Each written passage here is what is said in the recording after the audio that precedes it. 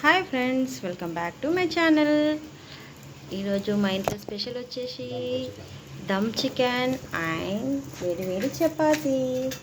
అయ్యో, మీ వీడియో తీస్తూ ఉంటే ఆ చపాతీ ఇక్కడ మాడిపోతుంది. చూసిరా, మా ఖుషి ఇక్కడ గైడ్ చేస్తుంది అనమాట. అలా డాడీకి హాయ్ ఖుషి. అయ్యో ఖుషి, నీ చేతిలో ఏముంది? తీసేసేయి. చాకు కాదు, సిజర్. తీసేసేయి, డాడీకి ఇచ్చేయి.